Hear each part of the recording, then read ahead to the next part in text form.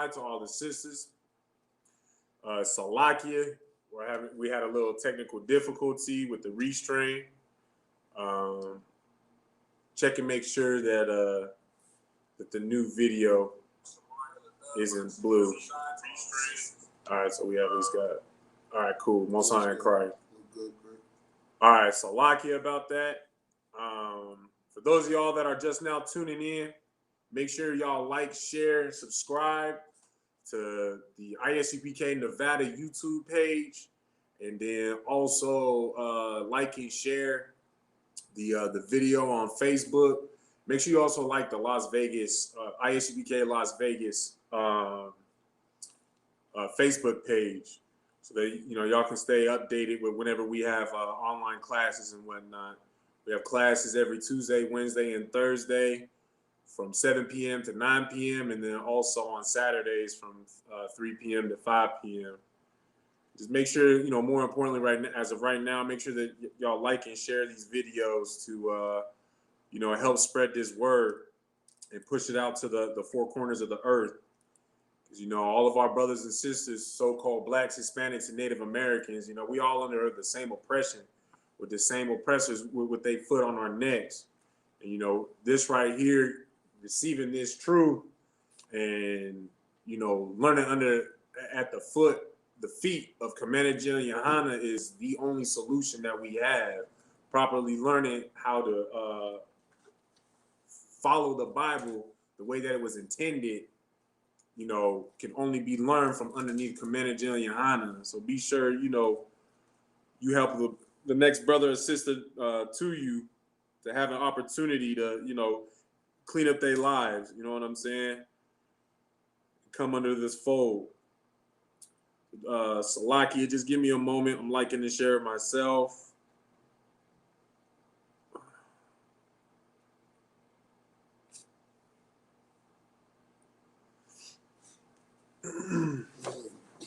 Before we get started, though, as I'm doing this, are there any questions in the room? If there's any questions online, go ahead and type them in. I'll get to it when I can.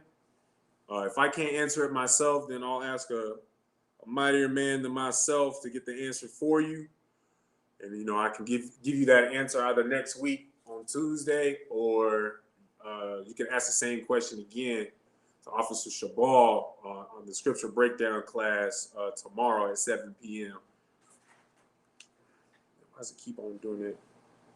I'm not a big fan of technology.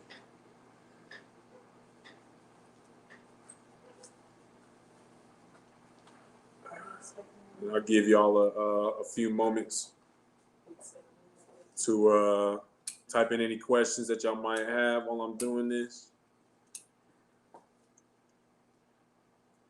Salaki, it says, did you have any questions before we had begun?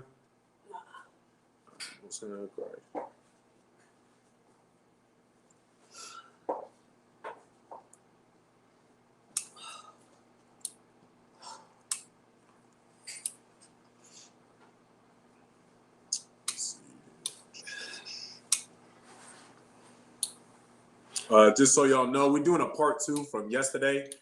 We're continuing from where we left off yesterday. Yesterday we had gone over, basically identified who our one of our oppressors, which was Esau. And can anybody tell me, from what we broke down yesterday, who Esau is? Go ahead, young man. The so-called white man. Now, how would you prove that?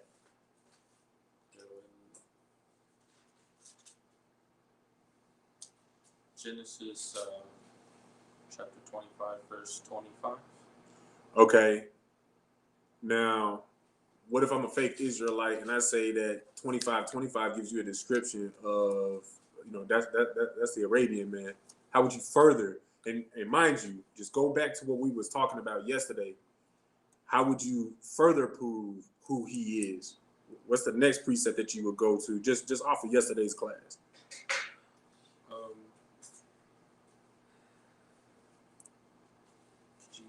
Verse 30 in chapter 25, verse 30. Go ahead and read it.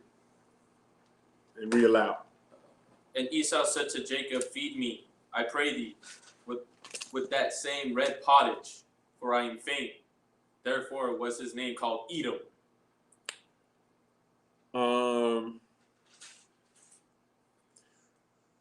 First, I want to know why would that even be a precept that you would use to further prove that Esau is a so-called white man? Because you don't see anybody else eating raw food, or like when they go hunting, you don't see them. They're the only ones to eat of the heart or whatever after they kill their prey or whatever. You don't see anybody else really doing that. Okay.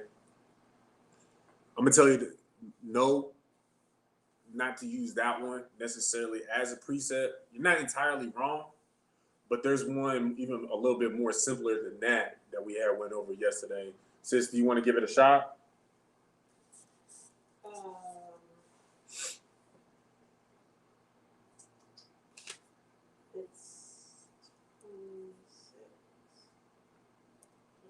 26. Actually, from 21 down to 30. But I guess you can start at 21. Genesis 25, 21. Give me just one in specific. Just give me one in specific that you can use as a precept to further prove that Esau is the so-called white man today. Go ahead, young man. Genesis chapter 25, verse 27. Read it. And the boys grew, and Esau was a cunning hunter, a man of the field, and Jacob was a plain man, dwelling in tents. Now, what is it about that verse is why you would use that as precept? Because the so-called white men are hunters, that they hunt animals to extinction. No, you're exactly right. That's exactly the one I was looking for. That's the answer that I wanted. My thing is about that is the fact that it says that he's a cunning hunter, and just like what you just said, what you just brought out, which is mad heavy, is how the white man he hunts animals into extinction. Like what we talked about yesterday, how he hunted a certain elephant into extinction because of its ivory tusks, or maybe it's now on the endangered list, one of the two. But no matter, all because he was lacking what we packing. You know what I'm saying? They all believe that the ivory will give you that little where a man needs it. You know what I'm saying? So, but yeah, he's a cunning hunter at that. Now we went over what that word meant yesterday. What does cunning mean? Yeah, man. Basically, deceitful. Pull it. Look it up.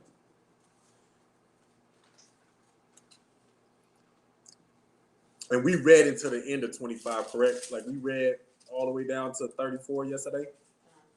We did. Okay, most high Christ. Yeah, we did. Okay. Go ahead. Cunning, having or showing skill in achieving one's ends by deceit or evasion. I mean, Esau shows his skills, particularly in deceit, not only on while he hunting, fowl and the animals of the land, but when he's hunting us down in the streets. You know what I'm saying? Setting us up so that he can hunt us. So that's just a quick little recap of what we went over yesterday. So what we're gonna go to from there, we're gonna start at the book of Romans, chapter 9, verse 13. And mind you, this being the part 2. Yesterday, we kind of spent the whole class identifying who Esau is, but yesterday and today's classes, as a whole, ultimately, we're going to find an understanding of what our oppressor's end is going to be. You understand? So that's the objective today, is to find out what's going to happen and at the end of time, at the end of Esau's time, because mind you, Israel is a world without end. This is going to be an everlasting world. There will always be Israelites. You know what I'm saying?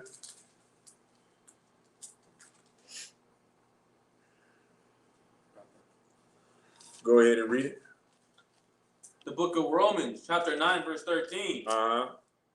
As it is written, Jacob have I loved, but Esau I have hated. Esau have I what? Have I hated. Hold on, I thought God loved everybody.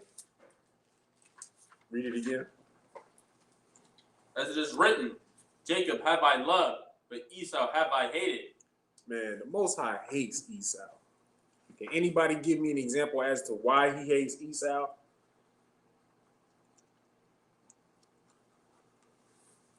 Sis? The disrespect of his birthright would be my first. That's a great start considering yesterday's class. Young man, you had an example. That's exactly Okay, what else though? How deceitful he is. Yeah, he deceitful. What is he using his deceit for? What is he doing with his skill set of deceit? To, I guess, be better than us. To keep us in control. The last part, you a little bit closer. To be better than us. One thing, just for everybody to understand now, I got you, sir. Esau will nobody, no other nation, no other people will ever be better, greater, on any type of scale, in any type of way. Will anybody else be better than the Israelites, the so-called Black, Hispanic, and Native American, man? Ain't nobody ever going to be better than us. That's why every single nation on the face of this earth cops off of our get down, whether it's our music, our clothes, our fashion, what have you. Anything that the Black, Hispanic, and Native American man, somebody else is stealing it. You understand? Sis, you had one? So like could you repeat that question for me? Give me an example as to why the Most High hates Esau. Why does the Most High hate Esau? First, you gave Disrespect of his birthright. Oh, I know. You wanted to know what did he do with it? He uses it for gain, for material gain. It's all about money for him. The killing of the animals, everything. It's all about right now. Him in the right now, getting what he wants right now. Money and power right now. Okay. Let's go to the book of Obadiah, chapter 1. I believe it's verse 10. We're just gonna pull this just real quick. We're gonna come back to this book as well later in the class. I just want to pull one verse real quick because this is basically what I wanted y'all to say. Y'all ain't right. Y'all ain't wrong. Like, yeah, his deceit, the way that he's putting his foot on our neck. But this right here is gonna, it's pretty much gonna sum all that up. If I can get to it myself. Oh, there we go. It's lucky. Verse Obadiah 1 and 10. Go ahead and read it when you got it, Baba Kashab. The book of Obadiah, chapter 1, verse 10. Uh-huh. For thy violence against thy brother Jacob, shame shall cover thee. Hold on. Read that from the top. For thy violence against thy brother Jacob. For thy what? For thy what? Violence. For thy violence. Go ahead. Against thy brother Jacob. Who's Jacob? Go ahead. Esau's brother. You're right. That's Esau's brother. But more importantly, who is Jacob? Like, to us. Go ahead. Israel. You're right. He got his name changed to Israel. So he is the forefather of the so-called Blacks, Hispanics, and Native Americans. So that all that violence that Esau has been committing, all of the descendants of Esau, all of his sons and his daughters, what they have been doing to us, all of the sons of Jacob, or as you said, Israel, all that violence that they've been committing on us. Started like what we brought out yesterday. He's a cunning hunter. He's so cunning and loves to hunt so much. There's a license that you can buy in the early 1900s. I'm pretty sure the 1800s as well. It's called a nigger hunter license. Loves to hunt that much that he hunts you. Matter of fact, real quick, pull that as well. We're gonna drop that. We're gonna pull that. Look up. He hunts thy steps. You understand? Esau loves to hunt. He loves to kill. Period. He don't care. He's not concerned about what's gonna happen tomorrow. He needs that glory and that feel good, and he needs to feel like he's on top of the world right here and right now, which goes back to in Genesis 25 and 29, where he was basically telling Jacob, he's like, man, I'm about to pass out. Like, give me that food. Give me some of that food. I don't care that it's raw. I don't care that meat is undercooked. There's still blood in it. And I'm about to faint. Then go in a little bit further after that. He gave up his birthright for a morsel of meat. He's worried about here and now. Go ahead and read that. The book of Lamentations, chapter 4, verse 18. Uh-huh. They hunt our steps. They hunt what? Our steps. Who is they? Who's the they? Who's the they referring to? Go ahead. Esau. Now, you said this is Lamentations 4 and 10? 18. 4 and 18? Hold on, let me get there myself. So lucky. I should have done it in the first place. So Lamentations 4 and 18. Go ahead. They hunt our steps, that we cannot go in our streets. Oh, uh-huh. Our end is near. Our days are fulfilled, for our end is come. So now let's find out who this they is. Right. Where can you find that in there?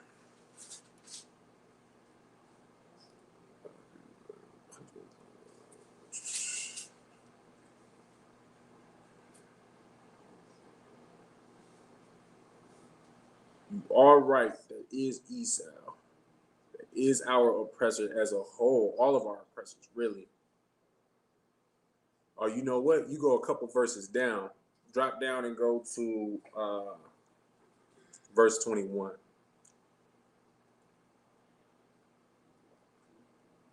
Four and 21. And that's what.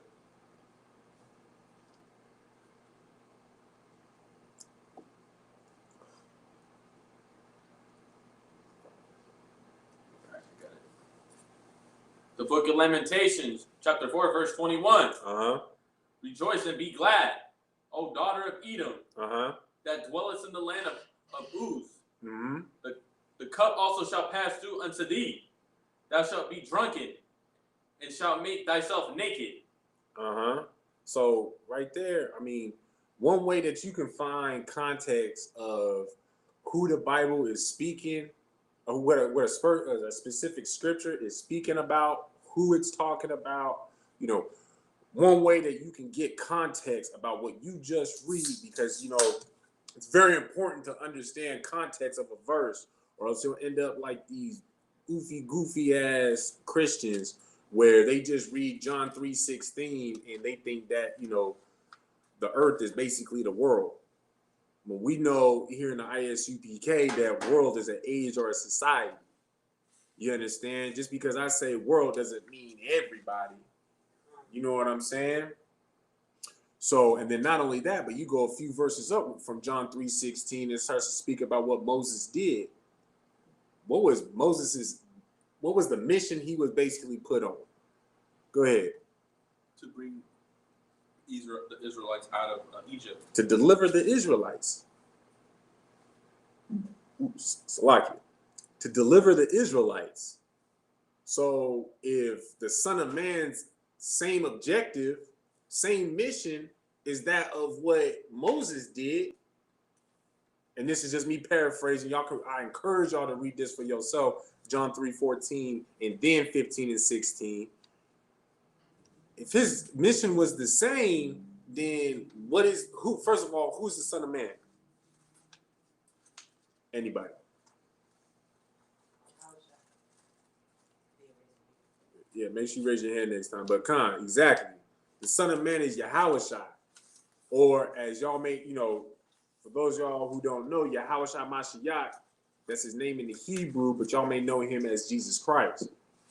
He had the same exact, his mission is the same as Moses, basically. And that's to get the Israelites to be delivered from underneath the foot of our oppressors. You understand? Okay.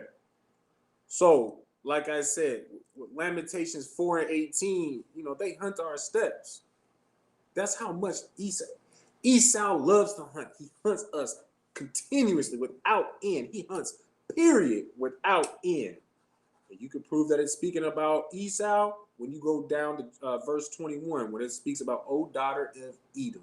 It's talking about the Edomites, or, the descendants of Esau. You understand? So we're going to drop that. And then we're going to pick up on Micah chapter 2, verse 1 through 2. Hold on.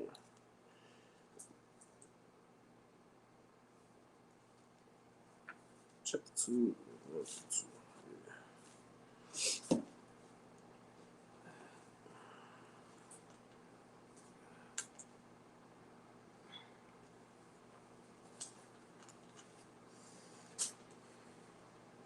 Verses 1 and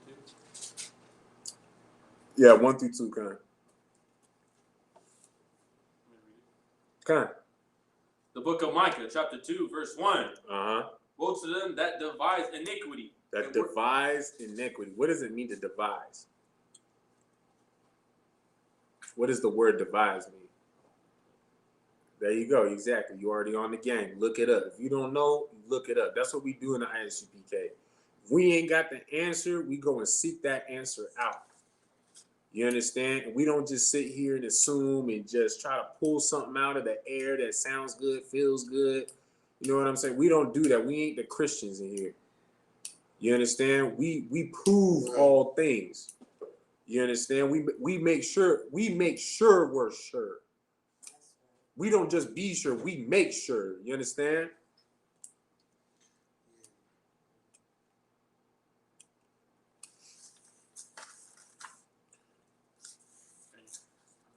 Devise, plan or invent a complex procedure, system, or mechanism by careful thought. That's heavy. So woe to them. What's woe mean? We breaking this down. What's woe mean? Doesn't it mean like to destroy? Death and destruction. So read that again from the top, Baba Kashab. Chapter 2, verse 1. Woe to them that... So, first of all, slow down, Baba Kashab. All right? So, death and destruction to them, go ahead. To them that devise. That devise. So, that plan, real specific. Read that definition again for devise again. So, I'll mess it up. Plan or invent a complex procedure. Plan a complex inequity. Give me an example of a way to devise inequity. Who can give me an example?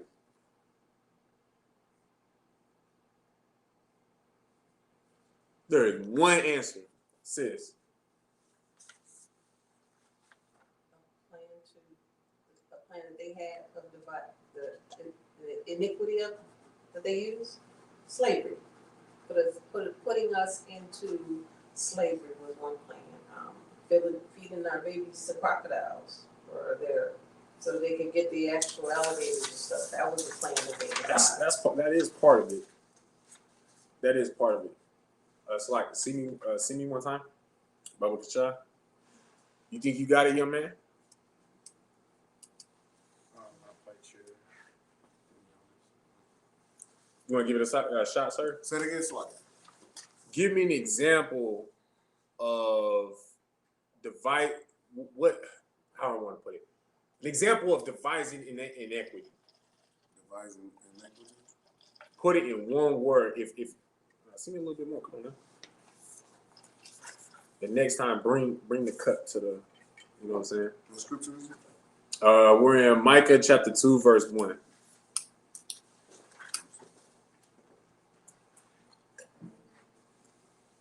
The water.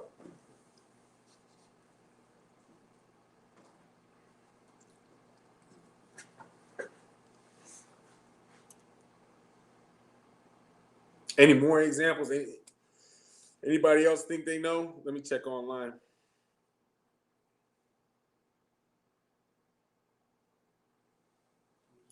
Who would be getting the death and destruction that's devising inequity?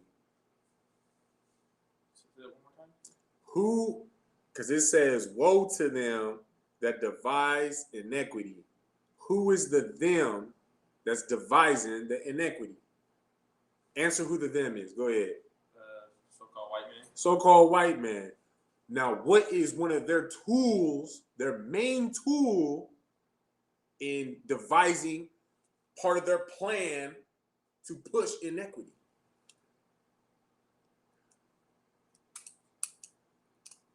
Go ahead, Sid. Christianity. Get a sister hand. Christianity. Now, why? Now, tell me why Christianity. How is it that Christianity is pushing inequity? Go ahead. You got the floor. Because it makes us, as Israel, do exactly what the Most High told us not to do. He told us to separate. Christianity makes you gather in with everybody saying, you know, God loves everybody. He don't save everybody. Right? No, you absolutely right. Anything else? Is that the only way, or is there other ways? They make us abort our babies. Right? Come on, give me more. The cops kill us on a daily. They still have a hunting license. I was looking at that again. You know, the hunting license is still in effect. I mean, it never had a year that. They never had an expiration. Never had an expiration. Is there any? I see, sir. Is there any bill or anything like that had banned it, I was reading where it can't be recognized? It was in July 1995. I was reading some of the articles, you know, Mhm. they had put before Congress about getting rid of them because they found out that there were FBI people and policemen and stuff who were participating. It was one in Tennessee, one in Florida. They were kind of like all over everywhere. So it sounds like it's just like a local state thing, but there could be some states that still recognize that license. Is what you're. That's what I'm getting from. It was, but the bill, it was a federal bill, but the different articles were talking about it was called the Good Old Boys, remember? Mm. The Good Old Boys, and so they had a gathering in Tennessee, which was it's called the Tennessee debacle, and then there was one they had in Florida, and I can't remember where the other ones are. It's a really long article, but it was put up and they took it to Congress, if I'm not mistaken, fighting about it, you know, saying that they have to get rid of this. You can't have this kind of stuff going on. And did you find anything with like a final verdict as far as what Congress said about it? No. It was just so much to it, and it's so small. But it's a lot of reading on there, and a lot of you know, when you Google it, there's a lot of different ones about Right. the image and the reports and Right. It's a lot of reading and stuff to do. Okay.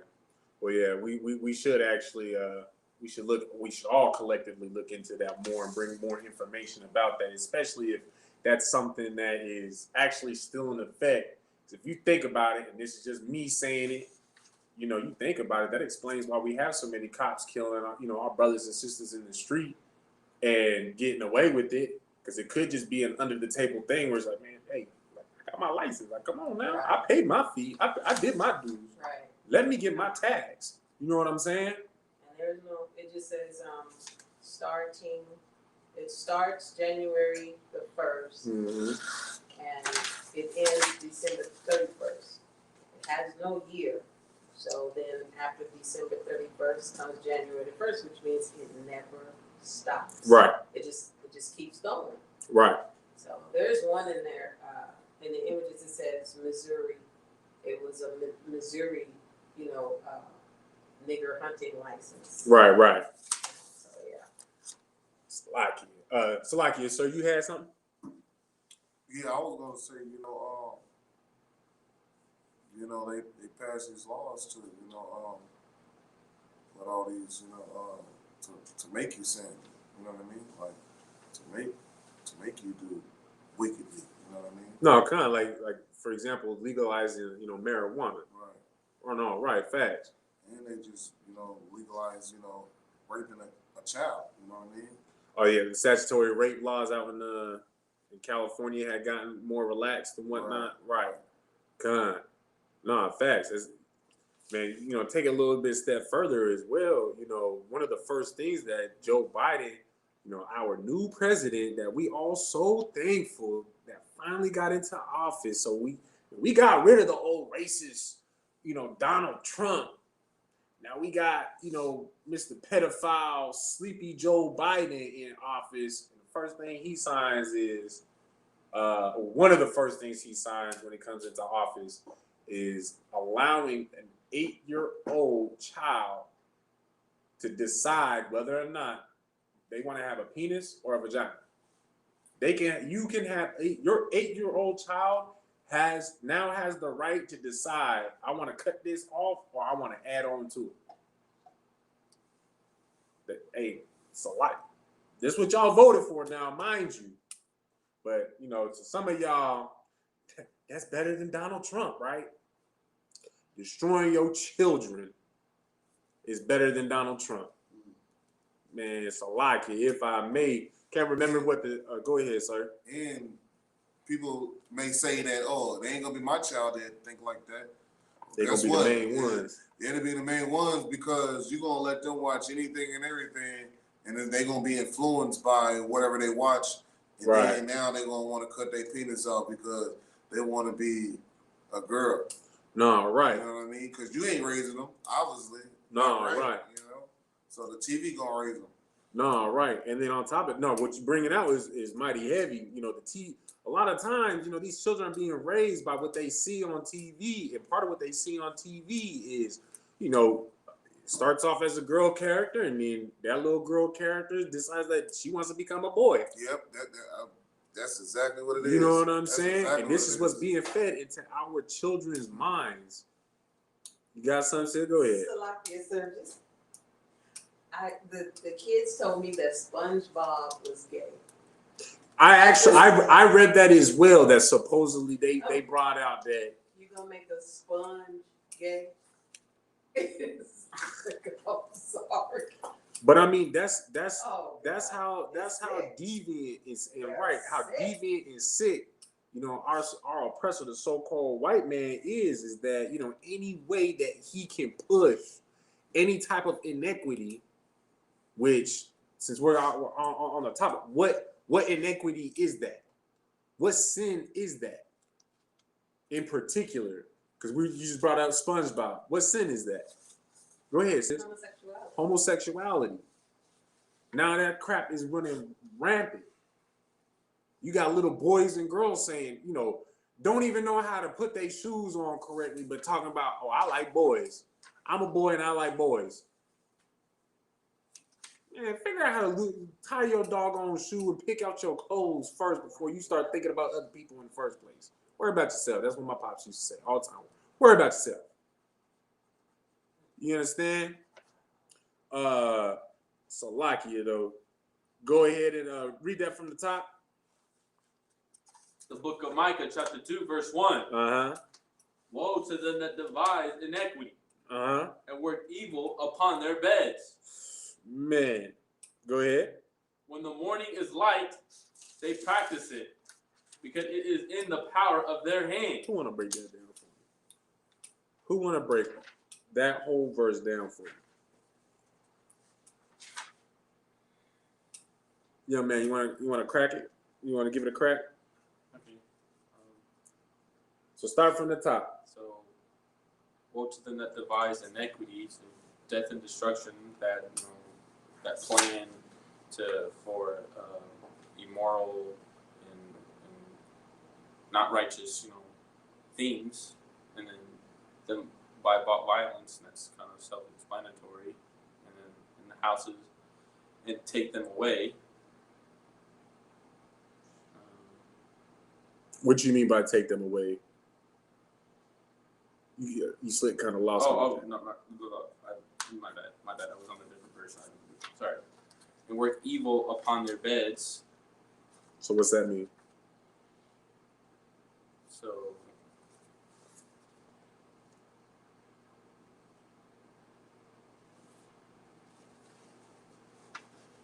You want to give it a shot, sis? So we know woe is death and destruction to Esau, or whoever is devising the iniquity. Working evil on their bed, if I'm not mistaken, it's when they're sleeping. Their every thought is about destroying, destruction. When does the planning stop? When they wake up in the morning, then they practice what they thought about and conjured on all night long. And because they are the ones that are in power right now. We are in our land of captivity. And so, yeah, they, hunt our steps. What is that one that says, with crafty counsel, they take crafty counsel against us? With their Confederates? Yeah. With their Confederacy? That's like, being in there on the beds while they sleeping and, they That's a great dream precept. about Matter of fact, we're going to pull that. Look at,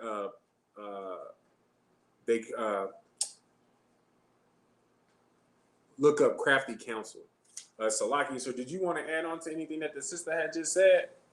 We're breaking down that verse. Say it again, Salaki. So the woe to them that devise iniquity. So it was talking about death and destruction to basically our oppressor,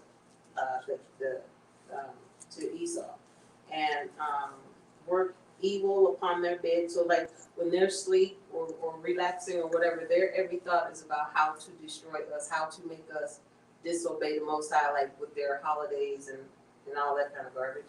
And then they get up and they push those things. They push them with the bills and stuff they pass, the laws they make, and they are able to practice it because they are the powers that be on this land. We are in captivity. So they are our captors and they make all the rules and stuff. That's very well put, sis. Did you have anything that you wanted to add on to that? No. Most High quiet. No, that's exactly it. Like that's how wicked they are from the time that they go to bed to the time that they wake up. It's nonstop, clockwork. The terrible things that they want to do to us, that they want to do to you, black man, Hispanic man, Native American man, nonstop. And to make it even worse, it's just simply because they have that power and they just have the power to do it. And actually, put it into the works. So that they're in equity, so that those terrible things that they thought about all day and all night actually happens to you. Like for instance, who can tell me what happened to Nat Turner? Go ahead, sis. After they caught him? After they caught him, correct. Okay, so he was beaten, he was hanged, he Right. was set on fire, and then they Right. cut his body up into a bunch of pieces and scattered him everywhere. You know what else they did? It didn't end there. They did completely chop him up. You're right. But you know what else they did? They made that man into a purse. They skinned him and made him into a purse. And I seen it on, I don't remember where I had seen it, probably somewhere on Google or something like that. But that Nat Turner leather is worth tens of thousands of dollars. that is damn near a collector. It is considered a collector's item. And mind you, a collector's item of a brother being skinned. I mean, they got 15-point bucks. That's a collector's item from hunting. Isn't that damn near the same thing that they did with Nat Turner? Now all of a sudden, all this is kind of coming, almost wrapping all around about how much of a hunter, how wicked this man is, right? Go ahead and read what you have. The book of Psalms, chapter 83, verse 3. Mm-hmm. They have taken crafty counsel against thy people, and consulted against thy hidden ones. Verse 4. They have said, come, and let us cut them off from being a nation. Oh, hold on. Read that one more time. They have said, come, and let us cut them off from being a nation. How did they cut us off from being a nation? Who can tell me? How did they cut us off from being a nation? How did they cut us off from being a nation? Go ahead, young man. Taking us away from law, statutes, commandments of the Most High. That's right. But how did they do that? What tool did they use to do that?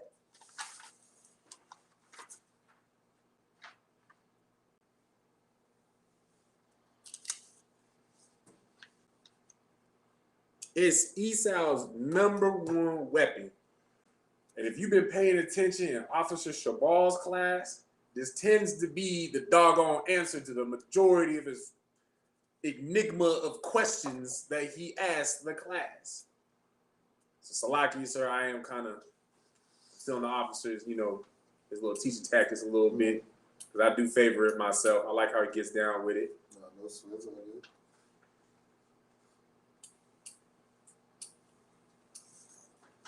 I already know you know, sis.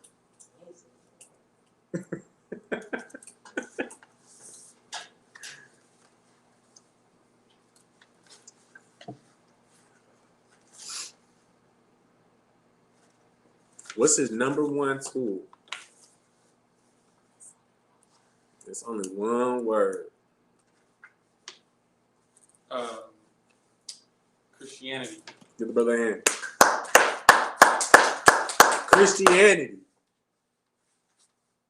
That is the number one way that Esau has divided us, by trying to bring everybody else in. Now we so caught up in trying to love everybody else, we forgot how to love ourselves.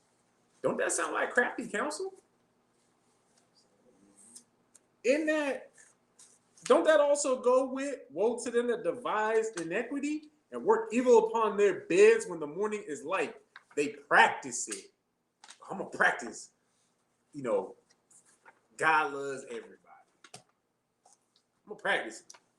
But of course, we know how, we all know how the white man gets down.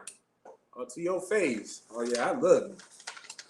But look, I'm not even gonna let you walk down the street. As soon as you turn your back, that white man already talking dirt on your back. Already talking about you. Already waiting for you to fall. So that when you fall in that ditch, he's laughing at you and clapping his hands. You might look up at him and ask for help. He might shed a tear.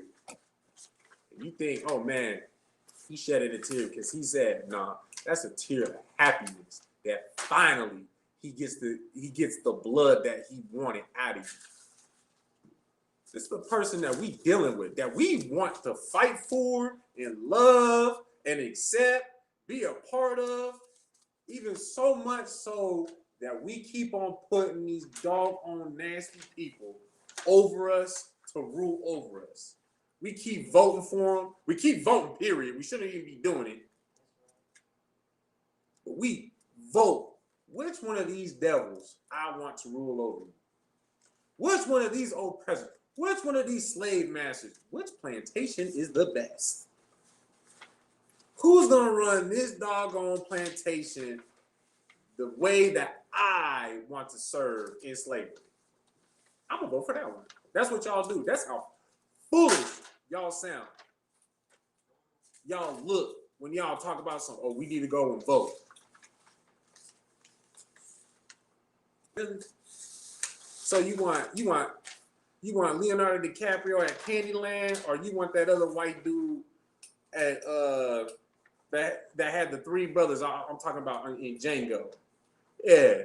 Which one of them slave masters you want? Because you might be a Mandingo fighter for doggone Leonardo DiCaprio.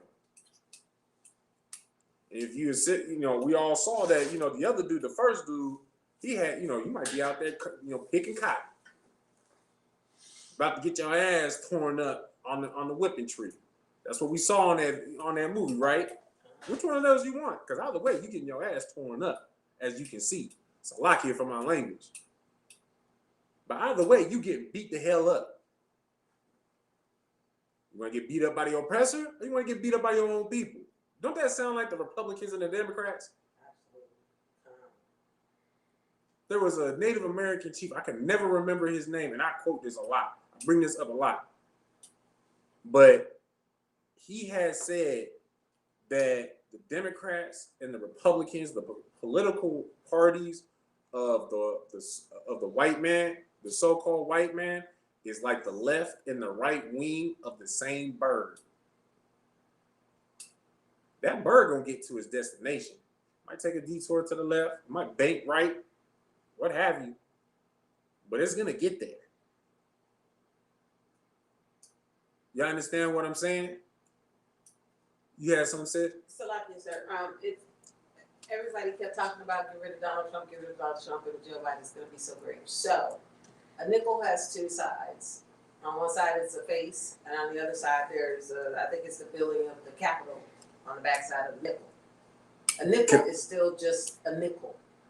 Right. It has the same amount of value, and you can't use the front side without the back side. Right. So Joe Biden and Trump are the two different sides of the very same coin, and it does not mean us any good in any capacity. And I don't know why our people just don't see that. I don't get why they don't understand that. You want me to tell you why? Well, yeah. Or do you think you can think about it and come up with the answer? Christianity. Exactly. Give the sister a hand. Answer their own question. Because of goddamn Christianity. Because we want to love. They devised up this plan so well put too. I gotta give it to them. It was well put together. Because now, we over here, we hate on our own doggone people. To love him. To love that white Jesus. To love Cesar Borgia. To love Donald Trump and to love Joe Biden.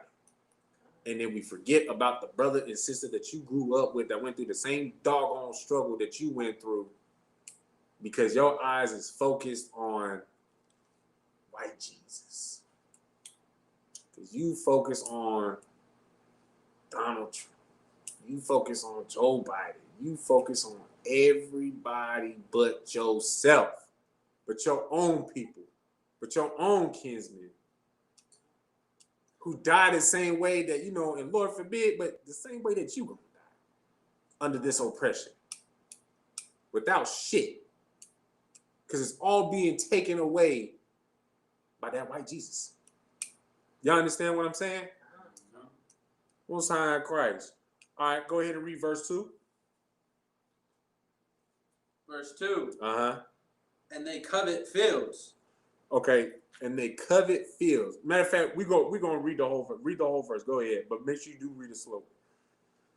And they covet fields. Uh-huh. And take them by violence. Go ahead. And houses. And take them away. So they oppress a man and his house, even a man and his heritage. Now, who can tell me what that says? Break that down for me. They covet fields. What's covet mean? Isn't that like to want or something, or take? Want or take? You sure? Let's make sure. There you go. Most High Christ.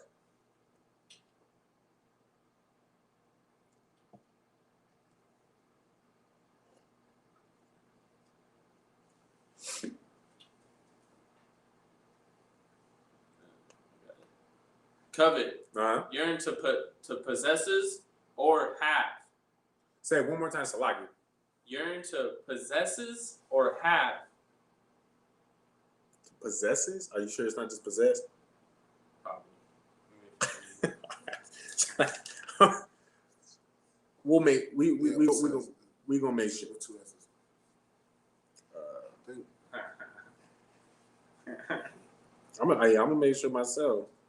Yeah, that's possessed. Possess. So yearn to possess. So they yearn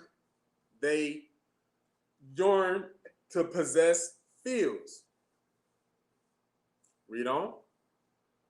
And take them by violence. What's that saying?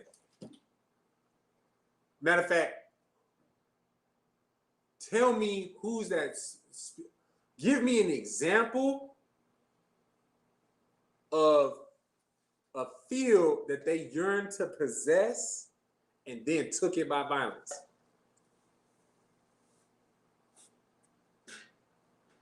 Do you know what the word yearn means? What you think you should do? Most High Christ.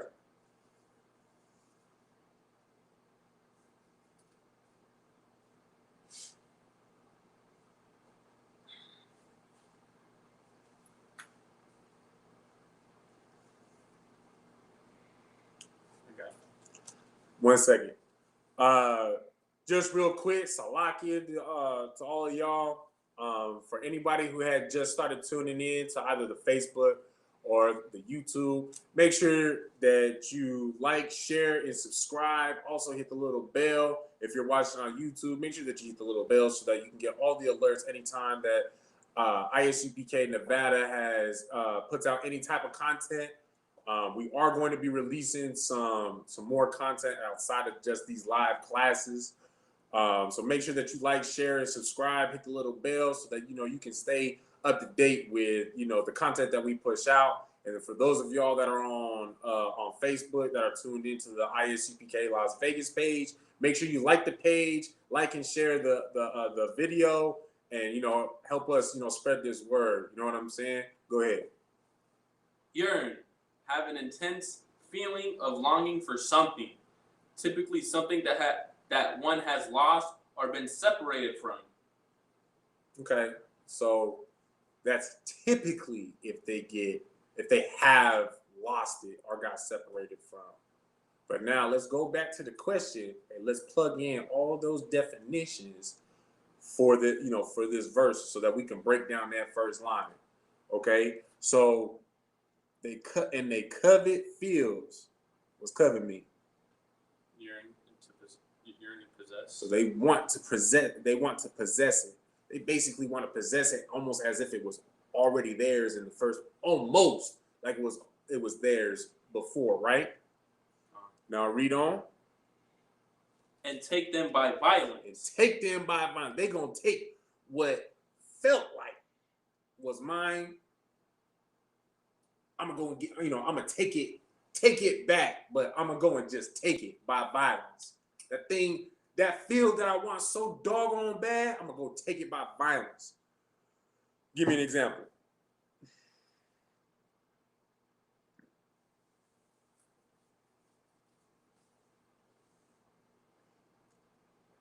And if anybody online has an answer as well, I'm watching the feed. I know sis.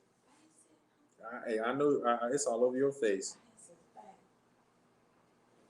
If anybody's online on the Facebook and or the YouTube and you think you have the answer, Baba Kashab, feel free to participate. You know what I'm saying? Also ask any questions that you have as we progress. Go ahead, young man. You have the floor. They took us into slavery? No. Land. There was land that they saw that wasn't theirs. They took America. Okay, give me more. I'm dumb. I'm a dumb Christian. I don't know shit. Salaki, I don't know anything. You teaching me right now. Okay, so they took America. What you mean? First of all, who's they? The white man took America from our Native Americans. Give the brother a hand. Exactly. Exactly. So this in itself, like I said, you know, we started off yesterday with identifying who Esau is. But as we are slowly approaching to his end, isn't it more and more so emphasizing who he is in the first place? You know, this book right here is a history book. This is our documentation of what we went through, what Black, Hispanics, and Native Americans have gone through, right? What they experienced from the other nations, what they learned from the other nations. And part of that is the spirit of the other nations, how they get down, who they are, and what they have done. You understand? And with nothing being new under the sun, that spirit is still here. Esau's spirit is still here. So, of course, since he continues to be regenerated, he's doing the same thing he was doing in the biblical days today. Y'all understand? Now, not that there are people, but who else's land is Esau basically trying to fight for right now? Fight and take right now. Even they're not our people. We in a quote unquote war with them right now. Actually, no. You can name off quite a few. You can actually name off quite a few countries because of the military presence that America has and their true purpose for even being there in the first place. Go ahead, give me one.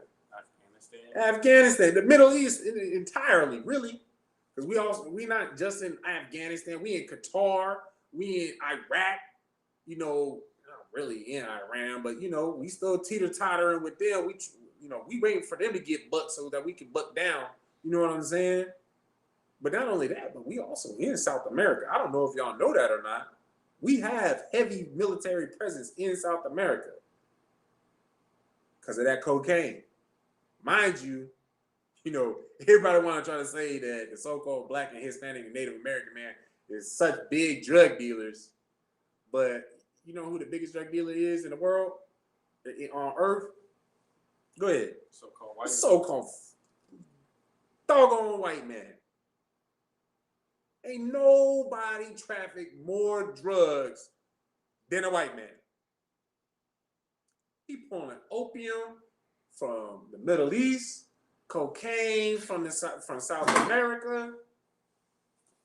I mean, I'll keep it a buck with y'all. That's pretty much the extent I know as far as raw drugs and whatnot. But there's some sort of some sort of tool to further their devising of inequity in these other countries that you can dig up and essentially bring it back to America and dump it in the ghetto. That's the so-called white man. That's who we all want to vote for and follow and be just like and love. That's what we dealing with. That's who we have over us. Go ahead and read the rest of that verse, or break down the rest of that verse. So, and houses. And houses and take them away. Speak up. In houses and take them away. So it says, and houses and take them away. So it started off with, and they covet fields and take them by violence. Then it says, and houses and take them away. Pretty cut and dry, right? It is cut and dry.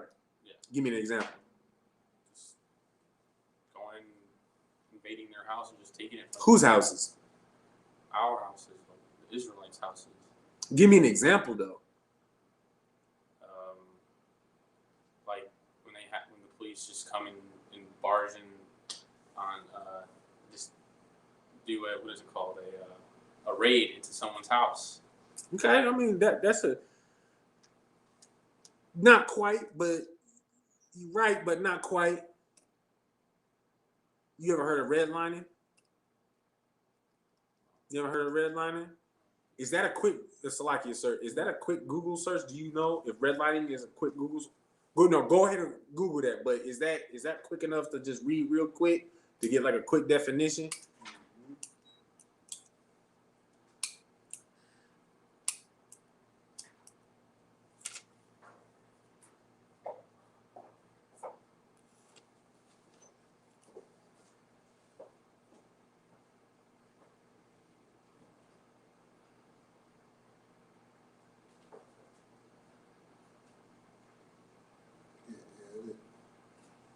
It's quick enough.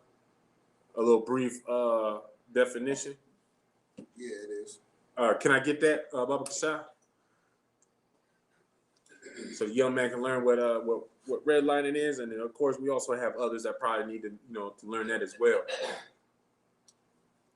Redlining refers to a discriminatory pattern of disinvestments and obstruction leading to practices that act as an impediment to home ownership among African Americans and other people of color.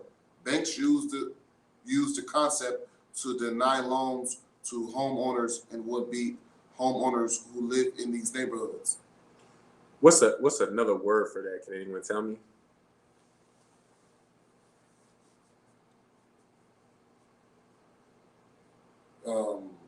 Gentrification. Can I get the opposite hand? That's gentrification. Basically, we're gonna kick everybody out of the projects, and then we're gonna start putting white people in and increase the value, right? But then also with redlining, it, let's say while you was living in that house, you know what I'm saying, that's on the Negro side of the red line, for example, right? You try to sell your house, you might get a bill 25 for it. That's what's going to be the market price, right? When they kick you out and no refurbishment, no reconstruction at all, house is as is. As soon as Esau get in that doggone house, that bill 25 goes up 350, just like that. Just because simply all of us are out of it. You understand what I'm saying? Go ahead, sir. And it shows you that these are places that we was at predominantly. They don't like us. Remind you, they don't want to live next to us. So that just lets you know that they only doing it to not only make us homeless, is to be just all right, put us at a disadvantage of anything that we can get, because constantly Black people and people of color, or I should say, or Israelites, we are constantly thinking about where we're gonna live and lay our heads at. No, right. So now you ain't gonna be able to do none of the things that you really need to do. You ain't gonna worry about school when you gotta worry about where you gonna lay your goddamn head at. Right. To hell with school. You know what I'm saying? So like you gotta understand what the damage done with the redlining. You know what I'm saying? The damage have completely, you understand, destroyed, Blacks and Hispanics neighborhoods. You know what I mean? No, and right. It's deeper than the regular eye can see. No, right, exactly. No, exactly. And that redlining, it works. It's evil on both ends of that line. Because, for example, let's say, you're a Black, Hispanic, Native American man, and you want to get away from, what you grew up in. A lot of the brothers and sisters, that's how they want to get down. And you know what? Where there is no law, there is no sin. So ain't nothing wrong with you want to be in a nicer neighborhood. Mind you, that come with quite a cost, because I'm a nigga. Like, I want to be able to play my music. You know, my real. She, you know, she is correct. She like to get down with the, what do they call, mariachi bands and whatnot. You know, the live mariachi bands and whatnot. So, you know, like, I want to be able to have that. You ain't gonna do that in the suburbs though. That shit better shut the hell up by 9:30, or else you gonna have the police shutting that shit down. It come with a cost. You know what I'm saying? But also another part of that cost is, you know, like what the officer brought out that was so heavy, you know, about the loans. You try to move into a white neighborhood, then banks is gonna be a whole lot harder on you, Black, Hispanic, and Native American man, getting that doggone loan. And then not only that, but they gonna get your ass. They gonna get a little extra dollar. They gonna up you. You understand? It's like it. They gonna get you. They gonna make you spend a little extra dollar just so that you can have a better life. Just so you can have a better life. So that you can feel safe. So you could be safe. Honestly, I feel safe around my own people in the first place. You know what I'm saying? To keep it a buck, like, I don't mind keeping my windows down and whatnot when I go, you know, I mean, in a certain part of town, I'm on MLK and whatnot. I'm not concerned around my own people. These little white folk, like, they're the ones that we all need to be concerned about. Think about it. There might be a school, when there's a school shooting, what's the first question everybody asks? They don't say, oh, was it a nigga? They say, white dude? Was he white? Whenever something stupid comes down, what's the first, like real stupid, what's the first thing everybody always asks? That's a white dude? This is a white dude, wasn't it? But yet, y'all want to go live with them. Y'all want to dwell amongst them. Just think about how twisted, how crafty their counsel has been to make you believe that these people are safer and better than you are. Think about that. Think about how foolish you are for actually thinking that, entertaining that thought, but not only that, but believing that. Salaki. Let's go ahead and finish breaking that down. So they oppress a man.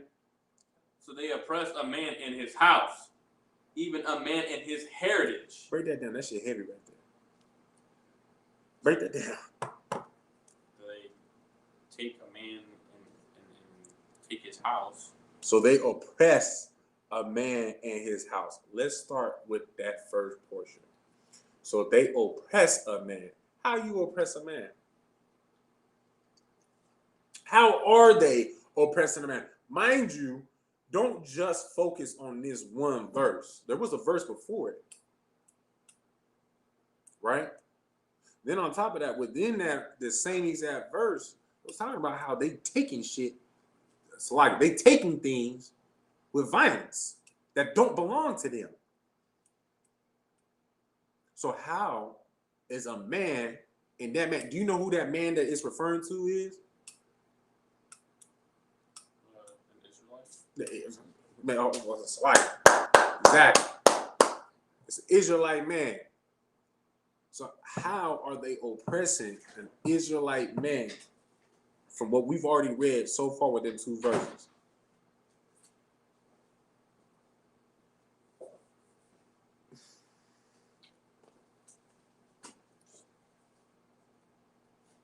Taking our things. Taking our thing.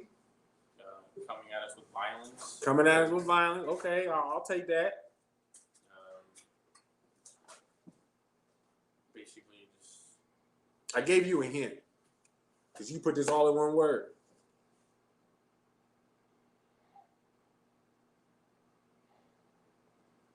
Sis, you want to help the brother out?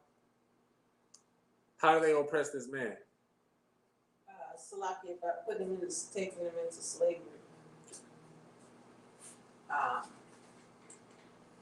Sorry, crap.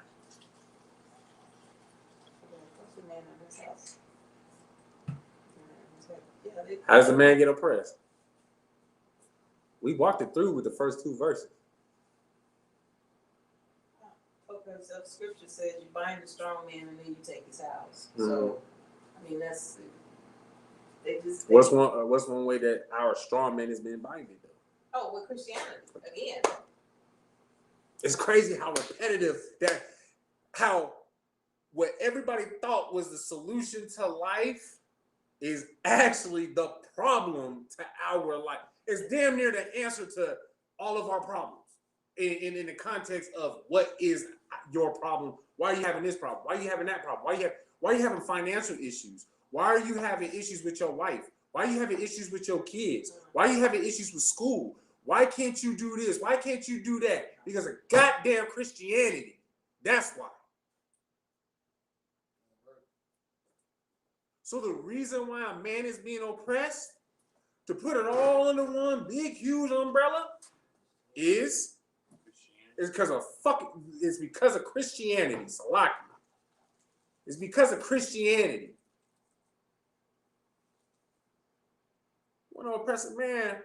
Put Christianity on him. Isn't that what we already discussed in verse 1 and the top of verse 2?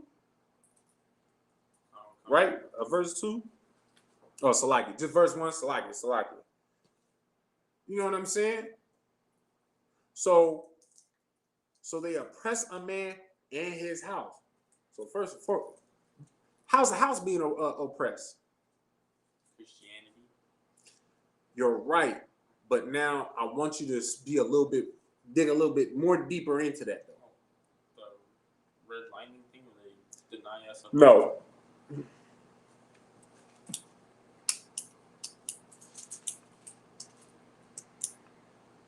Can't say that because I'll give you the answer.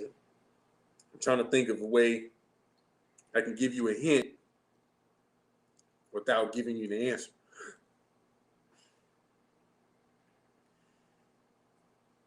Says, wait, did you have that? You had a guess? Salaki, sir, if you don't mind. I was just going to say the Christianity is the oppression of the man, and then they bound his house by making sure that he was not in the house anymore. You're not wrong. But do me a favor. I forgot what the freaking word was. Paraphrase that verse that you just said not too long ago. Oh, to bind the strong man? Look that up. Bind the strong man. Look up bind the strong man. It should. I think it's in Matthew. I think it's in Matthew.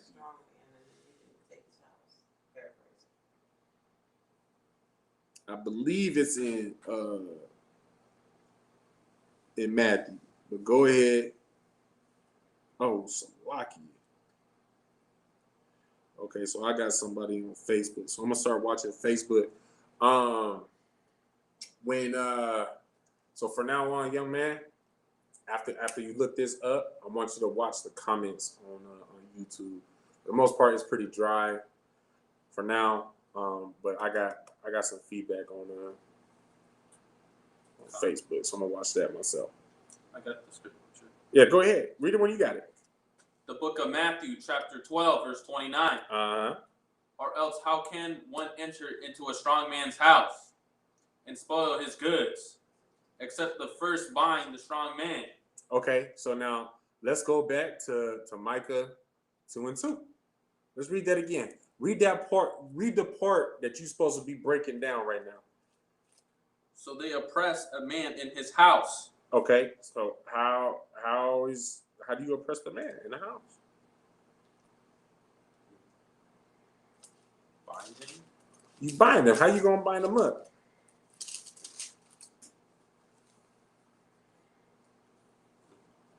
Christianity. That's one way. Give me a little bit more though. What's Christianity say about the man? There's also something else that I'm really hoping that y'all will bring out about oppressing, how you can, when you oppress the man, you also oppress the house. How? How is that, basically a 2 in 1? If you just simply oppress the man, we understand that if you bind him up, which, that's heavy, bind him up, how else can you, by oppressing the man, do you also oppress the house? Binding is one, but what are some of the methods that you can bind him up? Go ahead, sis. By turning his rib against him, his wife, turning his sisters against the brothers is the greatest way to bind. Because our women, They put them on child support. Right. The oppressor himself by saying, like, we'll give you welfare, but the man can't be there. right? Locking them up for no reason. They're in prisons. Okay, Salakia, I think I worded my question incorrectly. How is it that you can oppress the man and the house in one move? Why is that even possible in the first place? The only way to do that is to put a war or wedge or whatever between the husband and the wife. If you do that, you destroy the whole house. And we went over it time and time again with Christianity. Christianity is that wedge. Now to go back on to devising the inequity, coming up with a plan. What is that plan? Okay, let me take that back. Tell me what the right way is in the first place, and that'll explain. That'll tell. Hold on, I'm trying to think how I want to word this. Salakia. How I want to word it.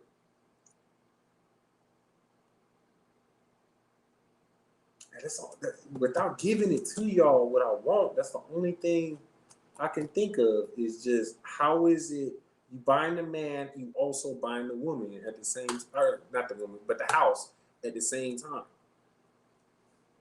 Now there's a specific precept we can all go to right now. It's in the New Testament.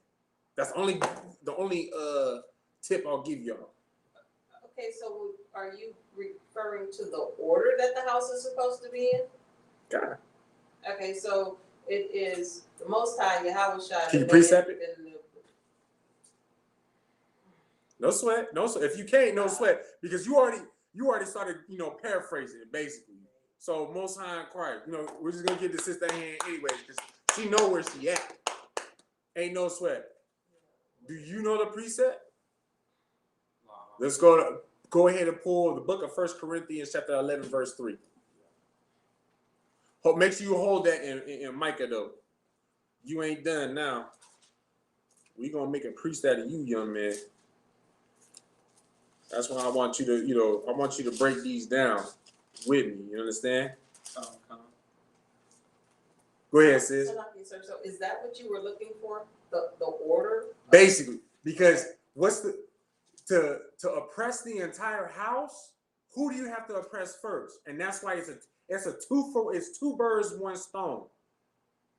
If you oppress him, you also oppress the entire house. Because the man is supposed to do what? Lead the house. And the woman basically is supposed to do what? Lead the children, follow the man. Maintain what the man has said. Right? So you bind the strong man, you just leave, you put not to take it away from you sisters. A lot of you sisters is strong. I'll give it to y'all, but that instantly puts y'all in survival mode. You understand? You understand? It puts a woman into survival mode. And when you're in survival mode, the question is, what will you do, but what won't you do to survive? Exactly. You understand that? Go ahead and read that 1 Corinthians 11 and 3. The book of 1 Corinthians, chapter 11, verse 3. Uh-huh. But I would have you know that the head of every man is Christ. Ooh, okay. And the head of the woman is the man. Hold on, time out. Let's backtrack real quick. First line, you said the head of every man is who? Christ. Now, what does that mean? What does that mean? That the head of every man is Christ. What's that mean?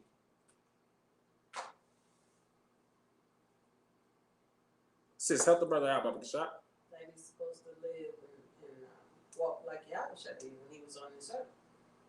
So if you the head, as a man, you the head of your woman, your women, what's that mean? They supposed to follow after you, right? Because you their head. So if Christ is the head of man, I need to follow into his footsteps. exactly. The man is supposed to be following after Christ. Right? Okay, now let's go ahead and read on. And the head of Christ is God. Oh no, go ahead and just start from the top. Just start from the top. But I would have you know that the head of every man is Christ. Uh-huh. And the head of the woman is the man. So if the head of the woman is the man, what's that already sounding like in the first place? We all started doing this. If you started in preschool, you started. If you went to preschool, you started this in preschool. Everybody else started this in kindergarten. The ladies first theme? No, Or what? no. Think about it. Stay on topic of what we was just talking about. Why it said Christ is the head of man. Why the man is the head of the woman. What is that doing? What is that setting up for? You got it, sis? Well, follow the leader. Follow, that's simple. We playing follow the leader. That's it. Just follow the doggone leader. Finish the verse. Because this is the leader. The leader. And the head of Christ is God. Because who's Christ following after? The Most High. So if the head of man is Christ, so you got Christ right here. I guess you can't really see on the video, so I'm gonna show everybody else in the classroom. You got Christ right here. You got the man right here. Then you got the woman right here. Then it says, Apadow, the Most High right here. That's why he get the biggest one. You see, Christ got the second biggest one. You know what I'm saying? You supposed to follow. The woman follows after the man, right? Can she go wrong if she's following after the man? Wow. Why not? Because that's the man leading her. That's not the answer I'm looking for. Sis. She can't go wrong because the man is following after Yahusha. And why can't the man go wrong?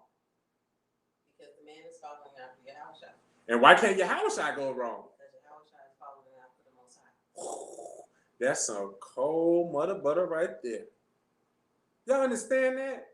Y'all understand why we have that structure in the first place? Why we have, rank and order? Why we have that type of structure in the first place? Y'all understand that? You can't go wrong if you follow who you're supposed to be following. Now, mind you as well, I got you. Mind you as well, sisters, whether you in the world or, you an unmarried sister in the school, make sure, you do your part of choosing your man wisely in the sense of, just be mindful who you let inside of you. You know what I'm saying? Because first and foremost, sex is marriage. You understand me? But with that being said as well, do you really want to be following after somebody who, like them GMS nasty cats talk about you can have sex with a little 8-year-old or you can't even put an age on it because, hell, the age range for that flower to, basically, for a woman to start her flower is all over the place. We have an average ideal time frame, but there's no real set time frame. Some girls start when they 6, 7, 8. GMS gonna tell you, hey, nah, she start that flower. Like, hey, I could. She old enough to be, wifed up. That's what you want to marry into? That's what you want to be a part of?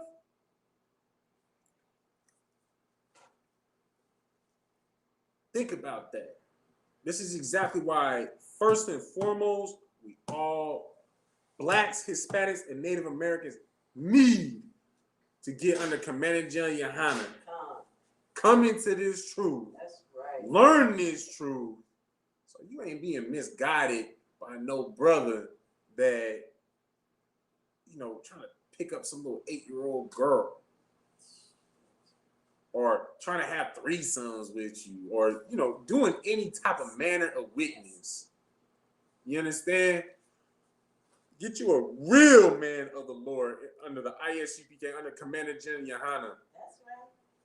So that you could be led almost as if Yahushua himself is leading you.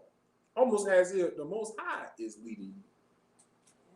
Because when you stay in that straight and narrow path, when that brother stays in that straight and narrow path to lead you, sis, I mean, you pretty much, you walk in the words of the Most High, you walk in the ways of Christ, all because your man is righteous. Y'all understand what I'm saying? Y'all understand what I'm laying out? Does that make sense? Do we got any questions about that? Any disputes at that? No? Most High in Christ. So we all under one accord, right? And that's exactly how it should be. We all stay under one accord, one banner, one name, one mind, one body. One understanding. We don't go to the left and to the right with some foolishness, some locky. You know what I'm saying? Right. Was that it on that? All right, Most High, huh? We were still on 1 Corinthians 11:3. All right, so go back to Micah 2:2, and I'm gonna have you finish breaking that down, Baba Kashaf. You was at last part. Even a man in his heritage, and that's heavy right there. So you oppress a man and his house, right? We all understand that. Break that down for me, young man. How do you oppress a man and his house? By turning his wife against him and everybody in the house against him. I'll take that. You oppress the man to work on the house, right? It's twofold. So then, how do you also, even a man and his heritage? So now it's touching right back on the man, right? Mind you, pay attention to that. And his heritage. What's the man's heritage? Now, who's the man again? Israelite. It's an Israelite, which is God's chosen people. A Black, Hispanic, and Native American man. You're right. You ain't wrong. But we still got a lot of class going on. They got to learn as well. With that being said as well, Salakia, for any of y'all that are just now tuning in on the YouTube, make sure you make sure that you like, share, and subscribe to the ISUPK Nevada page to stay informed and stay tuned with all of our content that we put out. Click on the little bell so that that way you can be alerted for any time that we come out with new content, whether it's an online class or when we're about to start putting interviews and whatnot onto our ISUPK Nevada page. So you want to stay informed and stay tuned with everything and keep up to date with everything that we're doing out here in Las Vegas. Make sure you also click on that bell. And then for those of you that are on the ISUPK Las Vegas Facebook page, make sure you like, share, and also share the video, Salakia. Like and share the video, and then also like the ISUPK Las Vegas page. You understand? So then, it basically works the same way with YouTube. That's just Facebook's version. You understand? That way you get the notifications anytime that we upload anything. You know what I'm saying? So back to the question. So it went back to even a man and his heritage. What's his heritage? The man is a Black, Hispanic, Native American man. What is his heritage? The laws, statutes, and commandments of the Most High. Those are our those are our laws as a nation. You understand? But technically, you're not necessarily wrong. But what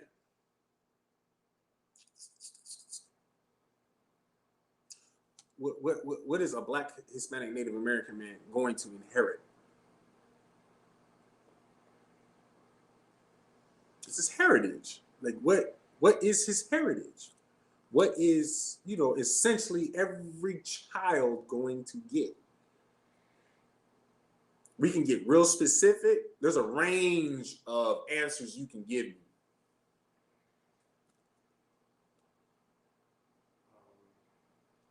What's his heritage? You want to help him out, sis? The kingdom. That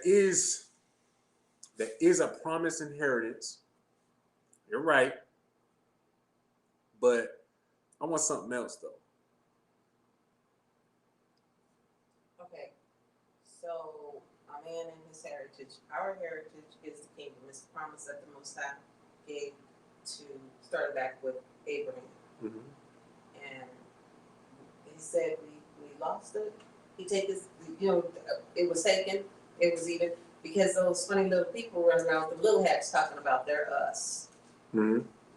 And Okay. Now you starting to get on to the answer. Yeah. Keep on. So we're Israelites. We are the Israelites, the chosen people. The kingdom belongs to us. And when they You walking away from it. When the violence from it, mama. came, the heritage was taken because somebody else is walking around with our identity. There we our go. heritage belongs to them, and they are known as the Jewish people. There you go.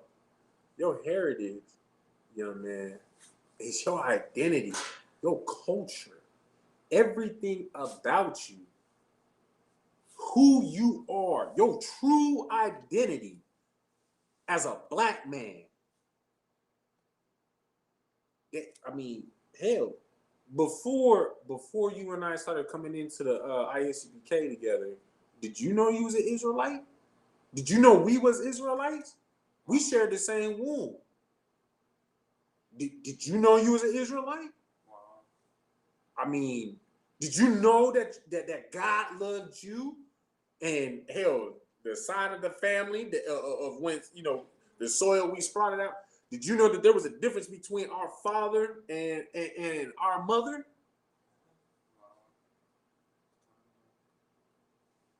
All that. Our heritage was stripped from us. Our father was oppressed. Our physical father that we look to today, that we set our eyes on today, is oppressed. You understand what I'm saying? And the other side, they part of that side that stole it from us. Had us believing that we also, hell, me, you, our little sister, our cousin Zachary, and then, the three younger ones that, we supposed to just integrate with the rest of the family. Oh no, we cousins. It is what it is. But hell, come to find out, our uncles ain't got no problem calling us no nigger. Got no problem calling us a nigger. Calling Zachary a goddamn beaner. But wait, hold on. Time out. Let's go back. But why Jesus said forgive everybody? Love everybody. God is for everybody. You see how stupid that sounds now? When they try to bring us, when we were real little, they try to bring us into their church, trying to push that on us. You see how deviant that is? That crafty counsel, just on a personal level of what you and I grew up with, how they had crafty counsel to basically make us think that we one of them, to get us to act like one of them. Even though that, our mother can never break out of me the way I talk, the way I do things, the way I get down, I dress, whatever. Oh, you're too black. You're too this. You understand? You understand what I'm saying? That crafty counsel, or that, go ahead and read verse 1 again, just the first line. Verse 1? Yeah, well, verse 1.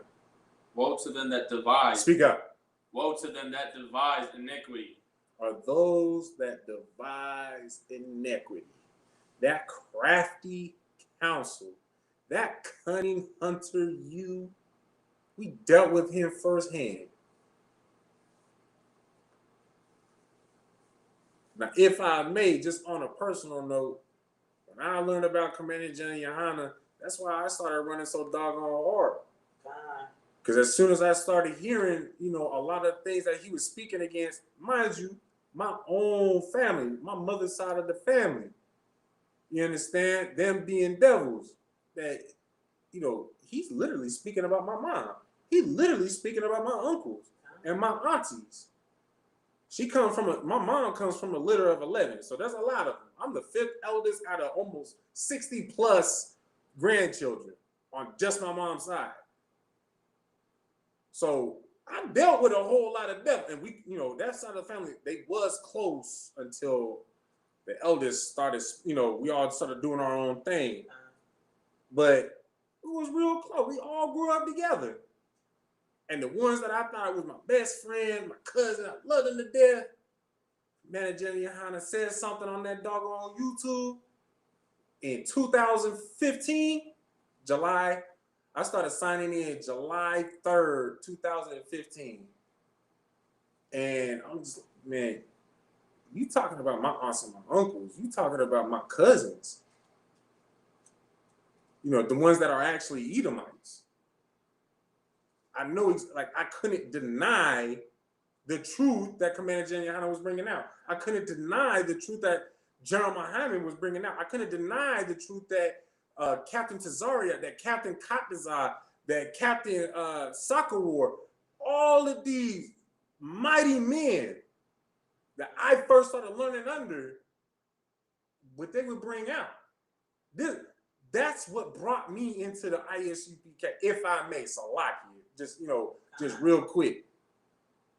It's because little verses like this is what they brought out and broke it down for me to where I'm just like, God damn, this shit makes sense. Because part of that binding that strong man, that was my doggone mama, binding my daddy up to keep us basically living their side of the lifestyle. You know what I'm saying? But I always had it in me, like, it just don't make sense. It just don't make sense. Go ahead, sis. And concept, if I may, to touch a little bit personally. Yeah, no sweat.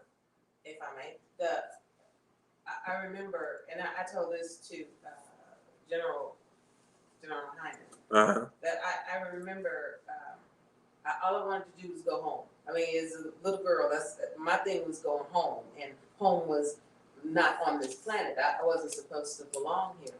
And I had always been searching in and out of churches and all this other kind of stuff. Anyway, in 2017, when I heard Captain Tazaria on one of his, the YouTube, I heard him speaking on it, and it was like everything that I had ever been looking for in my entire life was it was summed up in the things that he was saying. Right. And then I saw the slogan, ISUPK, home of the truth. And I knew then that I was at home. Most I high had Christ. to look no further. And it was always easy for me to get rid of the holidays and stuff because it didn't make sense anyway. Right. So separating, that was always easy. And I mean, just nobody knew that I was always asking the Most High to take me home. You know, let me go Right. home. And so when I saw that, I mean, home of the truth. And then my name says daughter of the truth, right? So it's like, yeah, I'm home. This is true. And I just pray that the rest of the Israelites would wake up, step out of Christianity, and do what Commander General Yohana says. Come home. So that we can return home and have our heritage. You know, the Most High is Right. waiting on us. Right. And I just, it's a lot. No sweat. No, that's that in itself. That's a powerful story. Now, I appreciate you for sharing that. Like Most High in Christ says, I'm glad that you found your way into the the ISUPK because you a very major asset, especially out here in Las Vegas. You understand? A lot of these things. Hell, if I may, even this class in this class setting. Wouldn't it be something that we would have if it wasn't for you? Like you a very major portion into this school out here in Las Vegas. Like you really laying down your brick, if not more than one. You understand what I'm saying? So Most High in Christ says, I just real quick, get the sister in hand. You know what I'm saying? So lucky. So we understand that last part, even a man and his heritage. Young man, what's his heritage? His culture. His culture. His,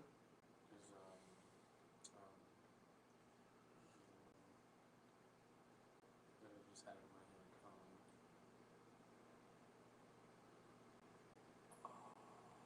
head. His identity, just for time's sake. Culture, his identity. And like the sister did say, the kingdom, that's our inheritance. But mind you, it's still also at the same time our heritage because at one time we did have a kingdom. It's just when we get that kingdom back, ain't nothing gonna be like it. Ain't nothing that's ever been on the face of this earth gonna be like that. Because it's gonna be Israel in full 100% flourishment. And we just get down with the get down, you know what I'm saying? Where you invent something where, you invent the flying car that's, powered by water, you know what I'm saying? Where it also, when it expends the water, it does something so that the plants are even more exuberant, you know what I'm saying? Like, you come up with some crazy ass invention, but guess who get the credit? I do. In the name of the Most High, but your name is on it. It ain't gonna be no Jimmy Bone Edison. I pretty much, Jimmy Bone Edison came up with a patent, but in reality, you gotta, you dig into the research to find out who was on his research team. And in reality, the only thing that Jimmy Bone Edison actually had that he actually did was put down $15 or whatever the amount was at that time to patent what this nigga did. Because of course, ain't no nigga, we can't have shit. It's a lock you for my language, but we can't have nothing. We come up with something great and beautiful. Y'all know where the monkey wrench came from? Y'all know the story of the monkey wrench? Wow. The monkey wrench got its name. Can't remember the boxer's name, but look this up. The boxer who invented the monkey wrench. So there was a boxer who got locked up, right? Kept on getting locked up. I think it was because he was going to bars or something like that. That was white only or whatever. Matter of fact, I'm not going to say why he was getting locked up because I'm not 100% sure. But getting back to the point, this brother kept on getting locked up, and he was so big that the jail cells, they couldn't, the beds in the jail cells, when he kept on breaking them. So he came up with a way to fix the those beds. And so in other words, he came up with a tool to fix the beds. And the prison guard, the jail guards, they saw, oh damn, okay, like he came up, he came up with a tool. But of course, I believe this is in between the 1930s and 1960s. But if I were to put my money on it, I think it was 1950s, maybe 1960s. But anyways, from there, they took that, they allowed him to have the credit. But how did he get the credit? What's the name of the wrench? It's a monkey wrench. Because a monkey made it. Go ahead, Sid. So, like, yes, sir, his name is Charles Monkey. Monkey. Uh-huh. And it says the inventor, he sold his patent for $5,000. Oh, he sold it? That's what they say. Okay. What year was that? $5,000 and What year was that? it was. Let me see. But of course they gonna let him keep that name since his last name was Monkey. Of course they gonna let him keep that because 1858. So it's in the 18. Yeah, it invented the monkey wrench around 1858, and its Monkey's wrench was named using a purposeful misspelling of his name. So it was Monkey's wrench, and somebody, and said monkey, and like you said, because he would have been a brother anyway. Right. So a monkey. Right. Yeah. But it was 1858. So it's 1850. Okay, my bad. I was off by a century. I did say 19. I said 1950s though, right? I said I put my 1800s or 19. Yeah. I didn't say 18, but I said 1950s is what I put my money on. But I was off by a century. Salaki, who I owe my money to. But anyways, all right, we're gonna hit a couple more verses. We are short on time. We're gonna wrap this up. What is our time on here? It's 13 minutes. Salaki says, you mind if we hit the full 2 hours, so another 13 minutes? You don't mind? So y'all put us 9:08. That's the wild with you. That way we can bring out the rest of these scriptures. All right, Most High in Christ. Oh, what was his profession? He was a boxer, right? Because that's what I was told, is that he was a boxer.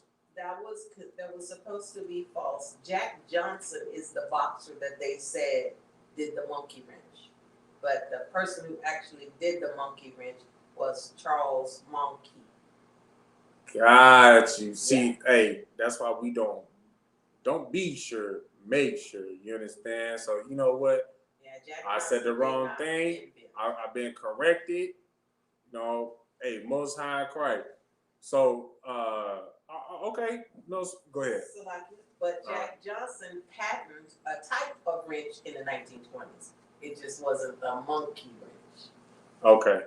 So you were not A little bit mixed up, but again, ISUPK is don't be sure, make sure, and you know what?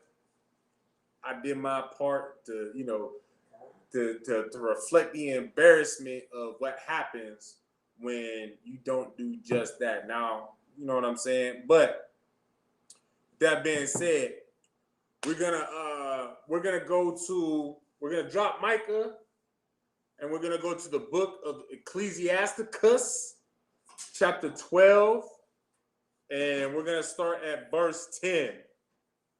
And we'll probably just do this little breakdown right here and then wrap it up. I might finish my breakdown next week on Tuesday. I know this is basically taking 3 classes, but we'll see what's going on with that. I'm just not too sure if we're allowed to have a part 3. So I'm just, you know what I'm saying? Matter of fact, you know, just to encourage y'all, you know, like, first and foremost, for those of you that are on YouTube, make sure you like, share, subscribe, and hit the little bell on the YouTube. That way, you know, you can stay in tune with what's going on with the ISUPK Nevada class. And then also with those of y'all that are on the Facebook, you know, make sure you like, share the video, and then also like the Las Vegas ISUPK Las Vegas page. You know what I'm saying? So that it basically works the same way as the YouTube. But for those of you that are watching, if you want to get a part 3, if I may, you know what I'm saying, kind of, you know, drop a little, you know, drop a comment in the comment section recommending a part 3. If I don't get nothing, because I mean, it seemed like you know, everybody's kind of dying off a little bit. I don't get nothing. I'll just go ahead and move forward and do it myself, and just, you know, just take the initiative to continue this, to finish the breakdown, you know, 3-parter. But if y'all just want something else, I mean, then, you know, we can do that. You know what I'm saying? But all right, so go ahead and read that when you got it, Baba Kasha. The book of Ecclesiasticus, chapter 12, verse 10. Never trust thine enemy, for like as iron rusteth, so is his wickedness. Go ahead and read that first part again, Baba Kasha. Never trust thine enemy. Read that again. Never trust thine enemy. Read that again. Never trust thine enemy. We already read the whole verse. Who can tell me why you shouldn't trust thine enemy? Go ahead, sis. So like you, because the Most High said it, first of all, but your enemy is never going to be your friend. Your enemy is going to always be your enemy. And precept.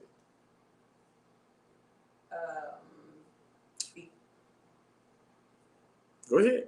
Because we were sold to our enemies for bondmen, bondwomen. Easier than that, simpler than that. Anybody else? Anybody else? Go ahead. Okay, what is your question again to make sure I'm understanding? Who is my enemy or what is my enemy? Never trust thine enemy. Right. How would you precept to prove you shouldn't trust your enemy? No matter who he is. Now, of course, today we're talking about Esau, right? In specific, we're talking about Esau. How do you prove through precept, as simple as possible, that you shouldn't trust your enemy? Well, just because of what the second part of the verse says. Yeah, this is the hand. There's a reason why I had you read the entire verse first. The second portion of that verse, go ahead and read it. For like as iron rusteth, so is his wickedness. So, for as iron rusteth, so does his wickedness. How does iron? What is that? So, like, how? Or what does that mean? For as iron rusted, what does that mean? Basically, Raise your hand. Go ahead. Basically, if you don't take care of it, then it rusts over time. It's not taken care of. So if you're not taking care of it, okay. Now go ahead, sis. Take care or not take care, the compound is going to break down. It is going to rust. It's gonna period. rust. It's No, right. just, it's gonna happen no matter what. You can Because of increase the longevity, but because of the compound, it is going to rust or decay, or it's gonna die. In other words, it's just, it's a given. There's no way you can stop that. so in other words, when this pertains to our enemy, Never, he, she, it will always be your enemy. Period. It will not change, even if it he takes will a always long be. time. He, she, it, as you said, will always be wicked. Now, can you get, okay, just for time's sake, never trust thine enemy. So you should never trust your enemy. For like as iron rusted, so is his wickedness. For as iron rusted, it's a guarantee that iron is going to rust, period. You can increase the longevity with all the chemicals and maintenance that you want to, put on it, but at the end of the day, it's still gonna rust. You understand that? So is his wickedness, which basically is the same analogy. You just replace iron with wickedness. Yeah, iron with wickedness. So his wickedness is going to rust. Not okay. No, I put that wrong. Basically, the person that he is gonna decay away. Of the perception of the person, that the perception of that person is going to decay away to the point where it's just nothing but his wickedness, as if that iron is decaying away with that into rust. It's guaranteed, no matter what. You understand what I'm saying? Your enemy eventually, period, cannot ever withhold. That's why the ISUPK has no Hamites. It has no Edomites. For example, we get flack because of the way that we look. Oh, you white boy, this, that, and the other. But we don't decay away because we actually Israelites. Do you understand that? Tell me what you understand with that in itself. Because of that. Why is it that we don't decay like an Edomite would, or a Hamite would, or a Moabite would, or an Ammonite would, or an Elamite, any of the other nations that would have come into the ISUPK? Why is it that we won't decay, but they will? Because the truth was meant for us and not for them. You're right, but according to this scripture right here.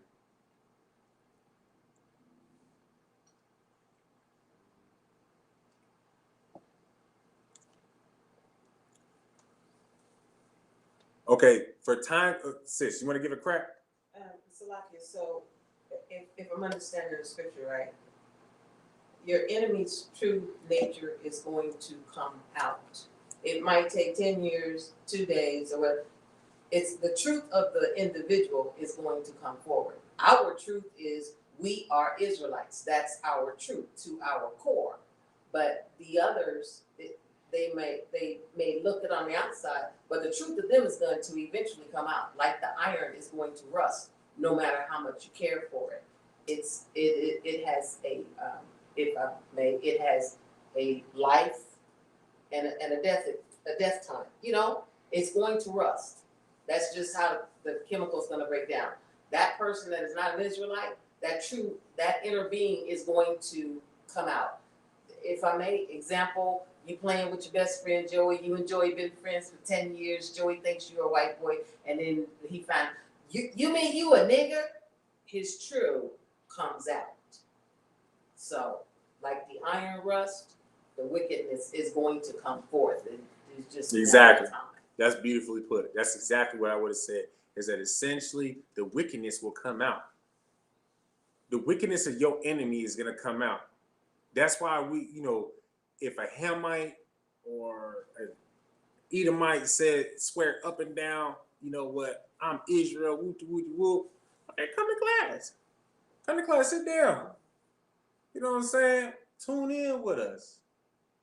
And the priests and prophets of the Lord, we will assess you. The way that we're going to assess you is, I'm going to press your ass. Oh, you don't think you Edom? You don't think you Esau? All right, we're gonna have a scripture breakdown today. Who's Esau? What's his end in the Bible? And hell, if I may just real quick, I did hear a story I believe it was from Captain Desariat. Matter of fact, I'm not even gonna put a name on it. There was a school in the ISUPK that had a similar instance, bringing in an African, ended up being a Hamite, and the first, what they did was they started going in on the so-called African man, and that dude, that little funky ass African, I'm gonna put my head in the cow's booty hole African man. He didn't even last 20 minutes in the class, 30 minutes, whatever he had said, because his spirit was, the priests and prophets of the Lord was speaking against his people, was speaking against the people of his spirit, and it vexed him. So he got up and took off. And Most High in Christ, Barakatah Yahweh Yahweh Shai. Let the we ain't gonna pull the precept because of time, but paraphrasing it, but basically let the weeds grow with the crops.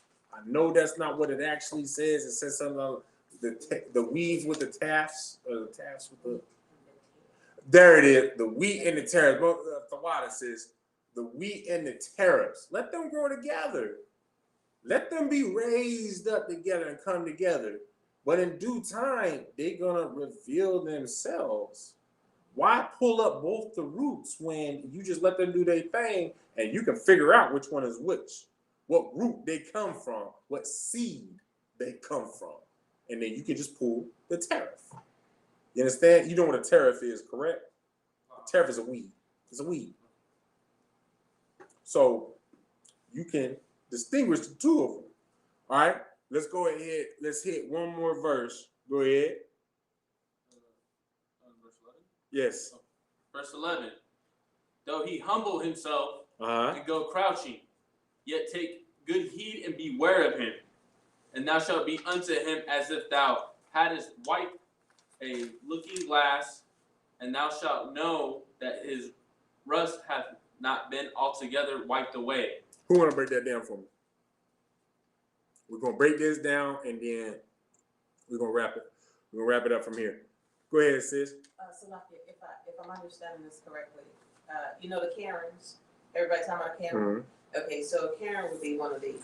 A Karen, she's doing everything is fine, and then she goes into her Karen mode.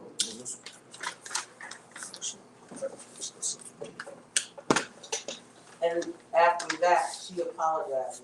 They always apologizing. They always apologizing. Uh-huh. But it's only because they got caught. Yeah. It's only because they got caught. It's not that they were sincere about it. Right. So the truth of them actually comes out. Right. Like with Captain Kaposh. Uh-huh. That lady she was freaking out on the brothers, and all they was doing was, I think, giving out food that one day. And this white lady came through, man, and she just went absolutely crazy. Uh-huh. So they put it on film, they put it out on Facebook and everything, and she came back the next day and, oh, I'm so sorry. Okay, now I know what you're talking about. Yeah, I know what you're talking about now. So that's, if I'm understanding, that's what. Salakia says, young man, did you lock it up? Yeah. Are you sure? Yeah. Only the top ones? Yeah. Not the bottom ones. Most High Christ. So that would be what this description is, if I'm understanding it correctly. They're one way, and then that spirit, that wickedness that's on them, it'll come out just. Right. And then when somebody, says, okay, you see the wickedness, oh, I'm so sorry, I didn't mean it, I don't know what got into me. Yes, you do. You wicked as hell. Right. No, right. No, what you bringing out is heavy and true to the fullest. You know what I'm saying? But okay, so we still on verse 11. The sister gave it, just a little example about that. You want to break down verse 11 for me, young man? And then after this, we're gonna wrap it up. We are actually overtime. Started a little late just because of technical difficulties, but you know what I'm saying. Go ahead, young man. Though he humble himself. Speak up. Though he humble himself, basically. What's it mean to humble yourself?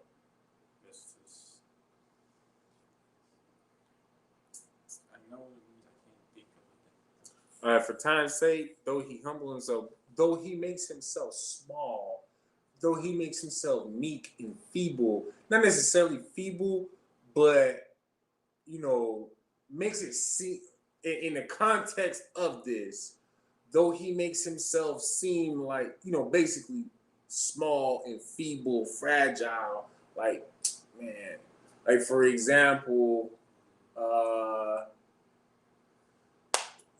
you might be sitting there with an Edomite, and you sitting here telling him, man, I was a badass in wrestling. Like, man, I took third in state because you took third in Greco-Roman, correct?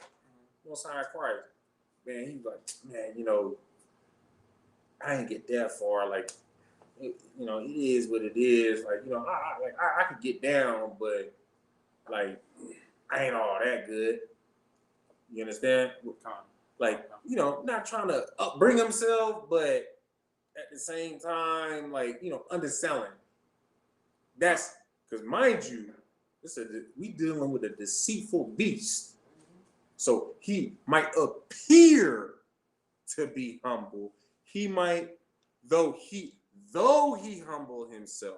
So it's telling, even though he's humbling himself, saying, I ain't that great. Go ahead. And go crouching. You know what that means? So getting ready to basically pounce. The funny thing is, that's exactly what I thought at first when I read this. No, when he goes crouching, when you're making yourself humble, what are you doing? You're shrinking yourself. So when you crouch, what are you doing? You shrinking yourself.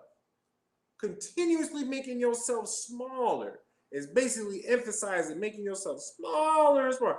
He's trying to make himself smaller and smaller. Does that make sense? Okay. Go ahead. Yet take good heed and beware of him. So take good heed and beware of it. What's that mean? I don't know. Heed, no, for time's sake. So take good heed. Listen to all the warnings. Now, it's not necessarily me saying, hey, man, look out for this white dude. Or even just look out for white people, period. It's because the thing is this is still a manifold thing, even though that we focus on Esau right now, it's still a manifold thing because an enemy is still an enemy. Because you can still pertain this to the African man. You understand that? But the point is take heed of warning signs. Pay attention. Eyes, ears, mouth, and nose. If it don't smell good, taste good, look good, hear good, nigga, I'm out. Not that I'm gonna put my mouth on goddamn, heaving, but you understand what I'm saying. You know what I'm saying? If the food don't smell good, it don't taste good. Like, it's like, well, I ain't gonna take another bite. It ain't good. Like that.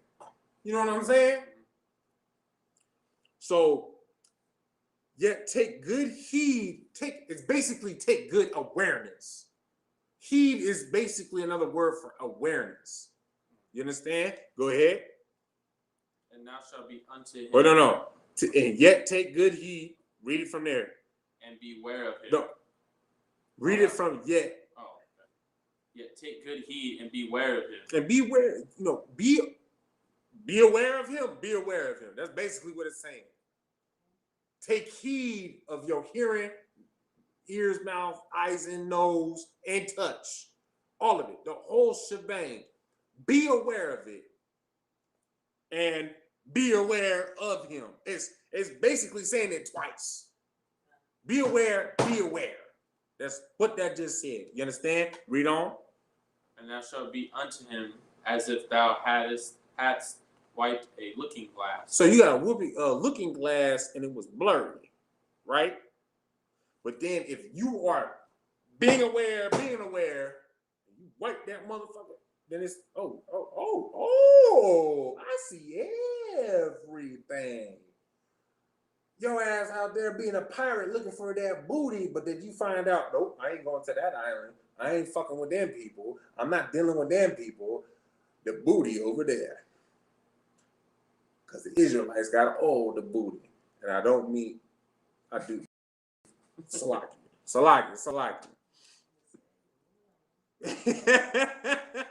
Moving on. Go ahead. And thou shalt know that his wrath hath not been altogether wiped away. Oh. So when you go to wipe that looking glass, and you bring it up, you go, ooh, Israelite booty. Man, I'm finding treasure all right. Oh, that's Esau. That's Ham. That's Moab. That's Elam. That's Ammon. Going down the list. That's all any of these other nations that are enemies to Israel. You hit that looking glass on them, and you go to wipe it because you are being aware of them. You go to wipe it. It's like wiping it, and you like, man, I can't get the rust off. Because they some rusty motherfuckers. They're Salaki. They some rusty individuals. Salaki. They wickedness, you cannot wipe away their wickedness. Why can you not wipe away their wickedness? Because that's who they are in their spirit. Sis, why can you not wipe away the wickedness? Because you cannot make straight what the Most High made crooked. And that's a paraphrase. Okay, that's a good precept. But we just read it. Go to verse 8. It was an 8 or 10. We started on 10. Then go to 10. Like iron can't rust as much. Because like iron rusted, his wickedness as well. It's guaranteed. Because what can you do with iron that is rusting away? You can clean it and make it look brand spanking new, but does it still have its same durability? It's just like if you were to be dealing with a Moabite or a woman of another nation, and she did something to betray your trust, that wickedness just came out, correct? It's been revealed unto you. Now, use trust, replace that with iron. Replace that trust with iron. That iron is going to basically, it's going to rust away. Guaranteed, right? So with that being said, if she does something to betray your trust, what's that mean for that iron? It rusts. It's going to rust, which also means the durability of it is withering. You might be able to clean it up. Oh, I forgive you, babe. You did this, you did that. Would to make up for it. Clean it up. But at those ends, at where it started to rust at, is it still durable? I'm gonna wrap this up, sis, and then yes, lock it. Is it still as durable? Is that the ends that began to rust? Is that still going to be as durable as if it never rusted, just because you cleaned it up? I pray y'all understand. Sis, go ahead. And I just wanted to say, if I may, and even if you clean it up, the rust is going to start again. No matter what happens, from the same spot. It's going to rust. From the same spot. Yeah, you can shine it, but it's going to break down. It's going to become what it was. It's just going to rust, no matter what. Right. No, facts. Okay. So first things first, we got any questions, concerns, gripes, moans, grapes? No. nothing. So with that, we're gonna end the class. Yahweh Shem Yahweh Thumb to all my brothers. Yahweh Shamar Ilathah Bahashim Yahweh Shai to all my sisters. Again, this is the ISUPK, started out of 1 West 125th Street out of Harlem, New York, under the one and only Commandant General Yohana. This is the ISUPK out of Las Vegas, Nevada. My name is Officer Arak. This was the Wednesday law class. For those of y'all that want more, more of this information, more of this knowledge, be sure if you're on Facebook, like, share the video so that it can spread out through the streams of Facebook. But also for those that want more of it, go on to the ISUPK Las Vegas Facebook page and like the page.